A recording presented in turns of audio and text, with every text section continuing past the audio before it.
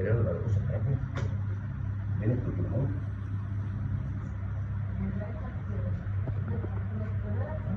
اهم حاجه عندنا ان احنا ما نطلعوش لحم في الهيكل، لازم الجناح ده يبقى فاضي كده ما فيهوش تخدير باللحم. ده كده يبقى معناه الهيكل.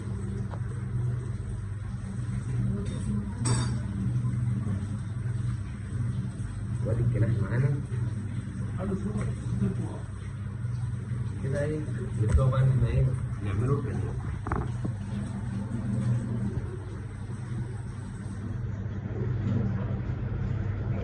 كده اهم حاجه احنا عايزين الشوطين بتوع البانيه.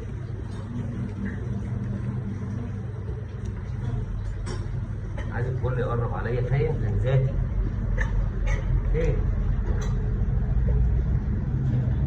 كده احنا بدأنا نقطع البانيه. أول بداية دي الموزة. الموزة دي معانا ممكن تتعمل ايه معانا؟ ممكن تتعمل معانا ستريبس أو صوابع، أو ممكن تتعمل معانا أجزاء قطع، تتعمل معانا شاورما كده كده كده. ممكن نقطعه معانا مكعبات. حلوة في الشوي وحلوة إنها تعمل ستريبس. التتبيلة تبقى جميلة معانا.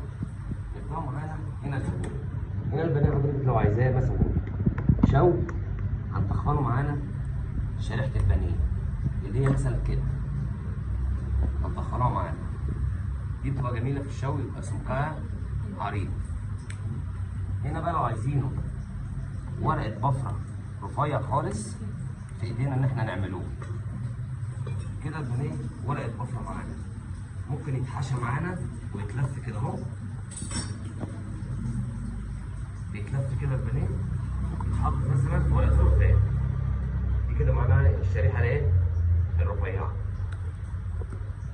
هنا جينا تاني اللي احنا قلنا عليه ده الاستريبس.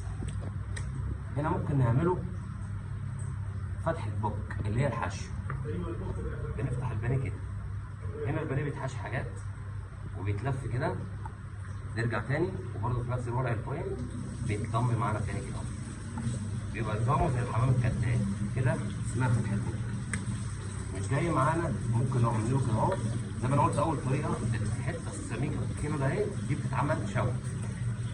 عايزين نرققه البانيه بنرققوه معانا كده اهو. بيبقى معانا البانيه شريحه البانيه عامله كده اهو للاخر بعد التتبيله. كده نتقابلوا في الجزء الثاني.